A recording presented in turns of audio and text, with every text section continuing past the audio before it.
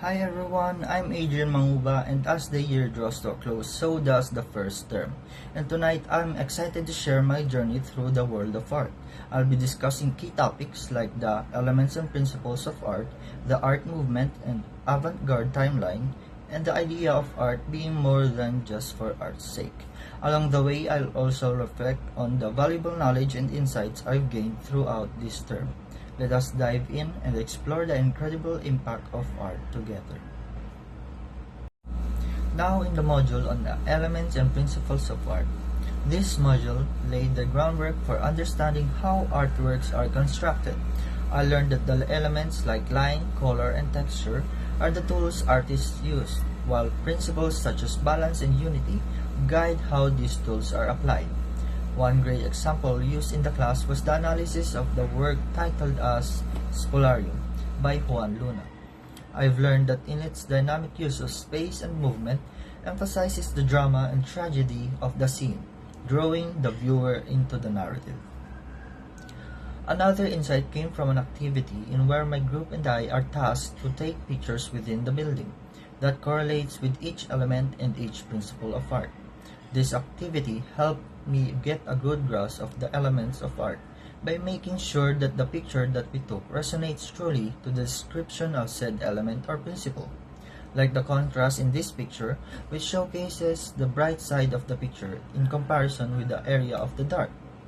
This results in an area of high visual interest. Through this module, I've gained a deeper appreciation for how artists use foundational tools and guidelines to create impactful works.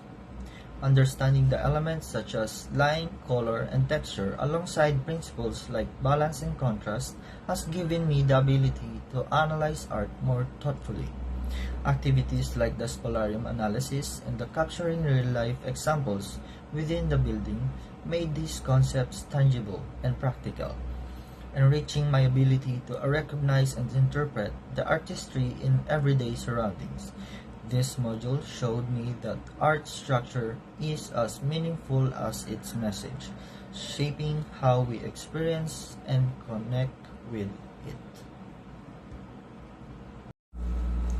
Next on the list are the art movements and the avant-garde timeline. This module was a journey through time, showing how art evolved alongside society. Art has evolved dramatically over the centuries, with each movement reflecting the social, cultural, and political shifts of its time. One of the art movements that was the most influential for modern art was Impressionism, which emerged in the late 19th century, rejecting the rigid rules of academic painting. Impressionists sought to capture fleeting moments and the play of light in the world around them. Claude Monet's Impression, Sunrise, exemplifies this movement with its loose brushwork and emphasis on the light and atmosphere. The painting itself gives viewers like me the tranquility of a harbor at dawn, challenging traditional notions of realism and composition. Fast forward to the early 20th century, and we encounter Cubism, a movement that shattered conventional perspectives and redefined how we see the world. Pioneered by Pablo Picasso and Georges Braque, Cubism fragmented objects into geometric shapes, offering multiple viewpoints within a single frame. Picasso's Les Demoiselles d'Avignon is a landmark work that broke away from traditional portraiture. The painting's bold use of angular forms and influence from African art signaled a radical departure from Renaissance ideals of beauty, ushering in a new era of abstraction and innovation. Later in the 20th century, Surrealism emerged as one of the most avant-garde movements, rooted in the exploration of dreams and the subconscious mind, inspired by Freudian psychology. Surrealists sought to unlock the irrational and merge reality with fantasy. Salvador Dali's The Persistence of Memory is an iconic example, featuring melting clocks draped over an eerie dreamlike landscape. This artwork invites viewers to question their perception of time and reality, embodying the surrealist goal of disrupting conventional thinking and accessing deeper truths. Together, These movements, Impressionism, Cubism, and Surrealism, mark pivotal moments in art history, each redefining what art could be and inspiring generations of artists to challenge boundaries. With all that said, the activity we did in this module, in which we are to identify the art movement of the artwork shown within a set period of time, taught me that art's history tells us so much about evolution of human thought, creativity, and societal values. And by observing them, I have found that time is what makes art unique.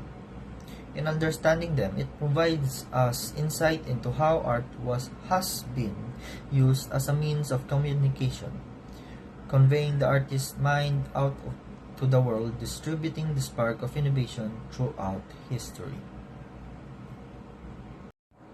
Art not only for art's sake. Now, this module is basically what I'm fond of the most, because it emphasizes how art, as said in the last module that I've discussed, tied to identity, nationhood, and advocacy. One powerful example was the biography of Frida Kahlo, whose self-portraits communicated her personal struggles while celebrating Mexican heritage. It tells her story as a woman navigating physical pain, emotional struggles, and her deep connection to Mexican culture. Kahlo's works, like the two Fridas, are not just paintings. They are visual autobiographies that challenge traditional ideas of beauty and identity, making us reflect on the complexity of the human experience. Similarly, art has been used as a tool for political and social commentary. Take Pablo Picasso's Guernica, for instance. This monumental piece was created in response to the bombing of Spanish town during the Spanish Civil War. Its haunting imagery, distorted faces, shattered bodies, and chaos condemns the horrors of war and stand as a timeless reminder of art's ability to speak truth to power. Picasso's Guernica proves that art can transcend its medium, becoming a powerful voice for injustice and a call to action against violence and oppression. Lastly, contemporary artists like Ai Weiwei continued this tradition of art as advocacy through installations like Sunflower Seeds, which features millions of handcrafted porcelain seeds. Weiwei addresses themes of mass production, individuality, and cultural heritage. His work challenges viewers to think critically about consumerism, human rights, and censorship. These examples remind us that art is far more than a visual or decorative endeavor. It is a profound way to tell stories, spark change, and engage with the world on a deeper level. Art is a lens through which we can understand and shape the society we live in. Now in this module, I learned that art can also be something that you can use to spread awareness of real-life issues. Used as a biography, a piece that conveys the artist's background, and most of all, influence us by telling us a story of its time. This module reminded me that art can inspire change by holding a mirror to society, amplifying voices, and challenging injustices. Now, I'm about to discuss three activities outside the main modules that had a significant impact on my learning experience. The mystery box game, the museum visits, and the FB group page posts. Each of these offered unique opportunities to deepen my understanding of art in ways that were both interactive and reflective. First, the mystery box game. This activity stood out because it emphasized creative problem solving and critical thinking. In the game, we were tasked to analyze clues and use our knowledge of art history and concepts to deduce answers. It wasn't just about guessing. It was about connecting the dots between what we had learned in the modules and applying it in a fun, engaging context. For example, one clue might reference an element or principle of art, pushing us to recall how they manifest in actual artworks. This reinforced how art concepts can be understood and remembered not just through theory but also through application in challenging scenarios. Next, the museum visits. There's something truly interesting about standing in front of an artwork and experiencing its presence in person. Seeing masterpieces up close allowed me to appreciate the texture, scale, and details that photos or online images often miss. For instance, during the visit I did in Ayala, I encountered works that showcased elements like texture and movement so vividly that it felt like the artwork was alive. It gave me a new appreciation for the dedication and craftsmanship of artists, and additionally, the museum setting itself, a space dedicated to preserving and celebrating culture, reminded me of the importance of history and its preservation. This activity bridged the gap between academic concepts and real-world experience, leaving a lasting impression on me. Lastly, the FB group page post. The post shared by my classmate, well, the post shared by my instructor, which is Sir Oscar, were not just updates or announcements. They become a repository of inspiration and knowledge. Whether it was a shared article or a contemporary artist or a discussion thread about a controversial artwork, those posts gave me a new perspectives and challenged me to think critically. One particular post that resonated with me highlighted how artists from marginalized communities use their work to tell untold stories. Engaging in conversations through these posts fostered a sense of community and made me realize that art is not created or interpreted in isolation. It thrives on dialogue and shared experiences. Moving to the question, how do I see my learning and insights from Art-apri contributing to my development as an individual and member of society, even after my academic life in Brunel?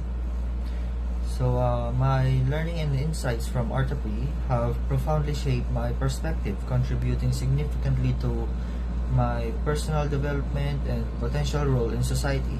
So, as an individual, I've come to appreciate how art transcends aesthetics and serves as a powerful tool for communication, self-expression, and advocacy. Understanding the elements and principles of art has deepened my creative thinking and ability to analyze visual stimuli, which will undoubtedly enhance my decision-making and problem-solving skills, even outside the realm of art. For example, recognizing balance and harmony in compositions can parallel finding balance in life or teamwork. These lessons will stay with me beyond my time at Benil, enabling me to approach the world with empathy, critical awareness, and a commitment to making a difference. Whether through culinary arts or other creative endeavors, I aim to use my skills to foster understanding, celebrate diversity, and advocate for positive change in my community and beyond. That's all. Reflecting on this term in Art-apri, I've realized that art is far more than just visuals. It's a universal language, and it captures emotions, tells stories, and inspires change. From understanding the building blocks of art in the elements and principles to exploring its historical evolution and its power to address identity and advocacy. This journey has been transformative. Activities like mystery box game, the museum visits, and engaging in thoughtful discussions showed me that art is not only about creativity but also the connection and critical thinking. As I move forward, I carry these insights with me, eager to use art as a tool to connect with others, inspire change, and celebrate the beauty of expression in all its forms.